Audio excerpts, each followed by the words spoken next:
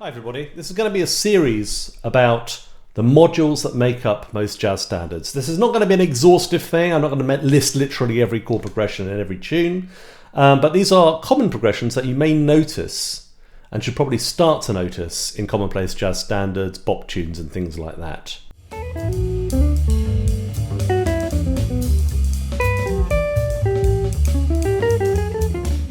So this is the final video in this short series, which is going to be about what I call the fore and back. So the fore and back is probably most familiar to most people playing the guitar from basically bar 5 of a 12-bar blues. There's a bar 4, 5, 6, 7. We're going from chord 1 to chord 4. That's chord 1 again. And F7 is nice because it kind of has that... So to C6, it kind of has that bluesy quality, with being basically on the F7 you've got the E flat, which is the flat third of the key. Now, a lot of tunes like do this, like a lot of the Charlie Parker tunes where it's a cycle progression, like Confirmation and Blues for Alice, they'll not go to 4 major 7, they'll go to 4, 7. And in Confirmation he plays, which is a blues lick, so... an F blues lick. There's that connection there, and if you're playing a blues tune, then it's very often a good idea to go to the blues tonality there. And you also see it in rhythm changes. You have the turnaround 1, bars 1 to 2, second turnaround, bars 3 to 4, and then in bar 5, you get 6, you get a fore and back. Okay, happens a bit quicker than in the blues, but the idea of it is the same. And again, you know, it's a really good place to use the blues if you're into that sort of thing, which I am. Obviously, you can do this in minor as well, you know. Now, the first chord is usually a C7, so secondary dominant moving to chord 4, which in the case of minor will be just like a minor chord. What's really common in songbook harmony is what I call the minor plagal 1-4-1. So you start off with the C7, then you go to an F6 or an F major 7 or something. Then you get an F minor 6 and then back to C major. Lovely. The minor plagal progression is one that's never gone out of fashion. It has a very strong emotional effect. But how strange the change from major to minor. However, you need to be a little bit careful of the melody. So there's songs where it has to be there. It has to be the minor. And very often they'll have the third of the 4 minor chord in the melody. But not always. Sometimes you can have the root.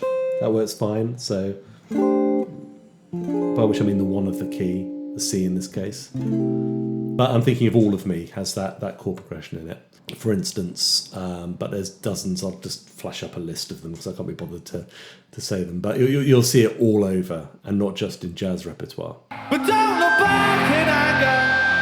Don't look back in anger. So the backdoor 1-4-1 is a variation of this. Instead of using the F minor 6th, we actually use the related dominant, usually B flat 7 sharp 11th.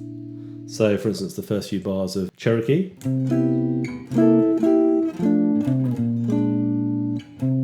goes back up to that again. These chord progressions have in common this descending line. Goes C, B flat for the second, the C7 chord, and then A for the F major, whatever quality of F major that is, and then the A flat for either the F minor 6th or B flat 7 chord. Melodies don't always follow that, but it's a line to listen out for. Very commonly it's used as a bass line, actually. And it reminds me of Águas de Março by, sorry, apologies for the terrible Portuguese, by Jobim. É pau, é pedra, é o fim do caminho, é o resto de toco, é pouco sozinho, é caco de vidro.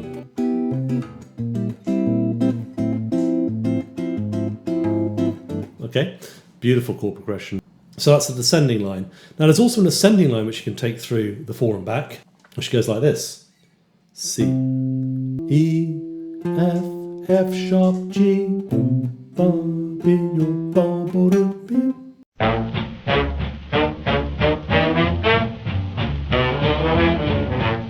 Very common in the swing era. and I think of it as a Dixieland progression almost. This is also used often in the bars 5 to 6 of a blues.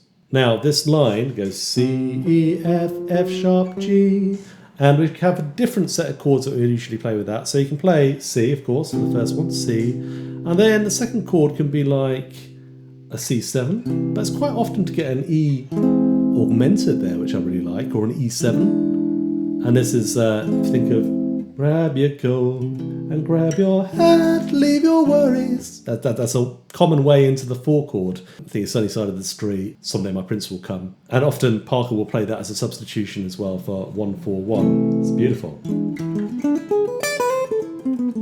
You don't have to necessarily raise the 5th if you don't want to. You can just play a regular E7. And then we go to F sharp diminished. And then I've written this as C6 over G just because I feel that G in the bass is quite important. Originally in classical harmony, this was what's known as a converging cadence, so it'd be something like this.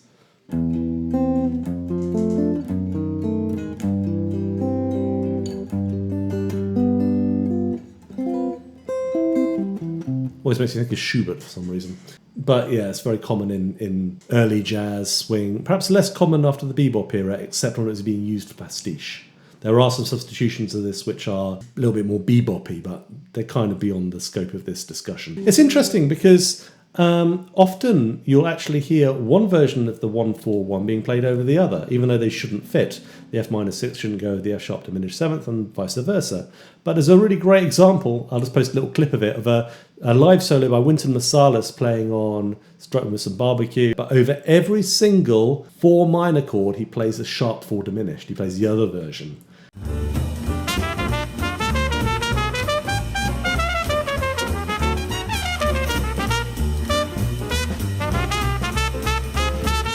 And actually, this is something he almost certainly got from Louis Armstrong. So you hear Louis doing it on 12th Street Rag, I think, if I remember correctly.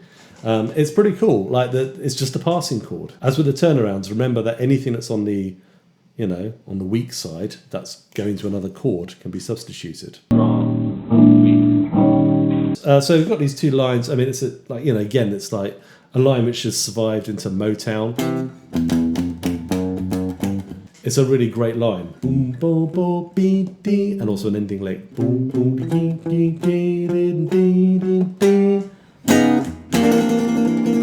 The descending line can do that as well.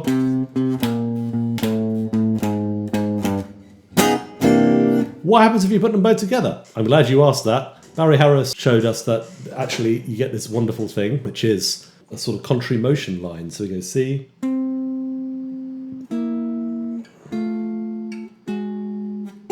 And if you turn those into chords, you get C,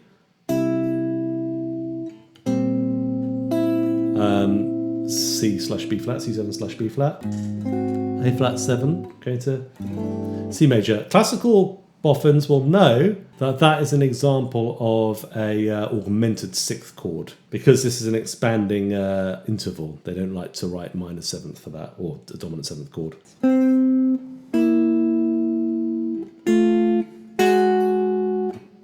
So again, it's quite classical. But if you notice, particularly a lot in early jazz for some reason, they often seem to like to play that as a, often as just a triad. So, they like that sound a lot. And I know I play a lot with a bass sax player playing that kind of music, and he always likes to go to the flat 6, which is quite fun. So it's a great substitution for that basic 4 and back. By the way, not all of these progressions follow each step. So for instance, you can just have a backdoor dominant B flat 7 without really having the F6. It can just go F minor B flat 7, so C7. For instance, in the Yardbird Suite, turn around, for instance, so you do get those progressions. They don't always have to sit on the 4 major before they move on to the minor. Anyway, I hope find that helpful. Listen out particularly for these lines, because they'll really key you into the sound of these 4 and back progressions. In fact, Andy Jaff called them blues endings in his book on harmony, because the use of them in that context, right? Anyway, thanks for watching. Hope that Hope that's helpful, and I'll see you in the next one.